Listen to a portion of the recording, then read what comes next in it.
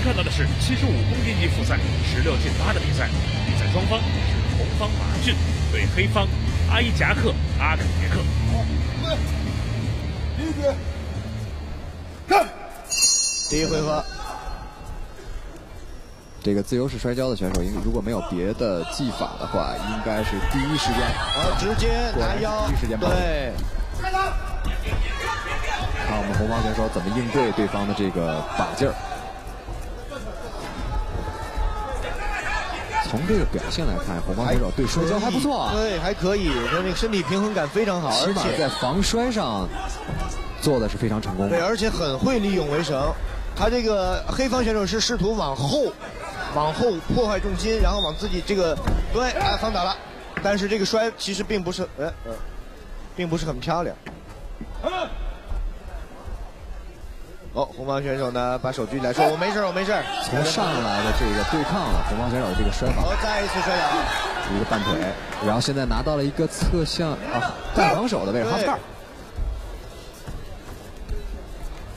这个动作是不是意味着红方选手还练过一定的地面的巴西柔术的技术？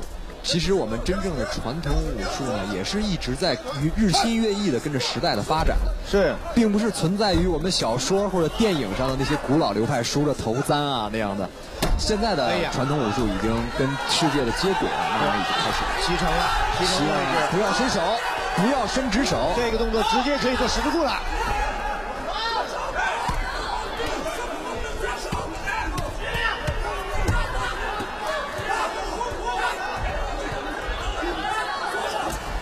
上身的这个平衡也没有保持住，红方选手这个选择是没有问题的，自己可以用这个两腿直接挂在对方的腋下，这样把自己的头从对方的裆下钻出来，也是一个逃脱骑乘的一个方法。但是现在已经是高位骑乘了，这个高位骑乘，第一件事是把对方把高位骑乘这个位置去掉。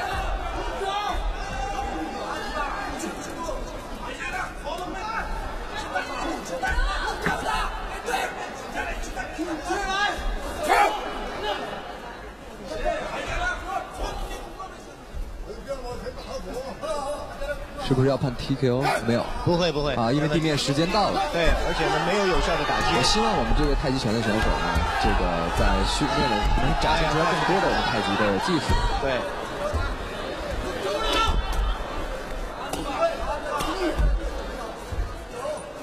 这位黑方的自由跤选手看来是利用自己自由跤的技术在压制对方。对，已经拿到了这种非常高位的骑乘了。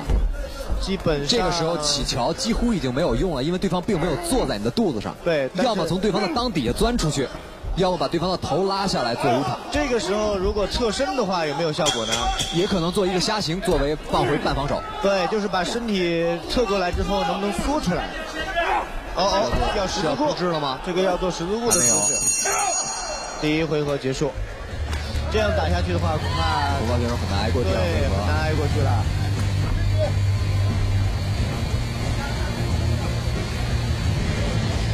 不过到目前为止这黑方选手的这个对地面压制或者控制的短板也慢慢的暴露出来。现在他这么多次的地面打击呢，并没有使出重拳，因为他一直没有办法控制重心。是的，关键的问题是红方在底下没办法，黑方在上面也没办法，这就进入了一个很尴尬的局面。不过相对来说，黑方的位置更加有优势，所以第一回合应该会判给对方。是的。好，踢腿，我就给对方一个打击，再踹对方。这个规则中呢，如果对方除了两脚以外第三点没有第三点着地，是可以踢头的。好，过去了。好，拿到了位置，看看能不能做十字固。他想比较远，但是他不会发力呀。这个是没有的呀。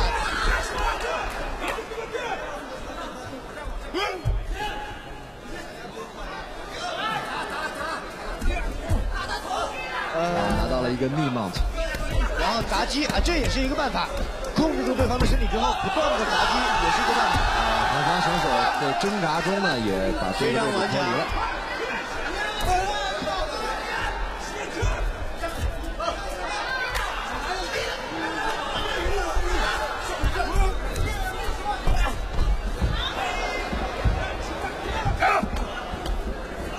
好，裁判喊停了，要动作停止。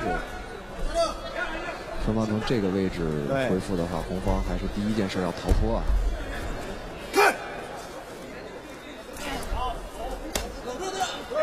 这个也是一个办法，要往上抱，要抱到腋下，十字固，再次做十字固。我们这个位置看，这个十字固拇指没有朝天，对，是没有的，全转身的所以是要跑。其实这个十字固应该不是一个100%正确的。这么说吧，是优势获得了判定，对，优势获得判定。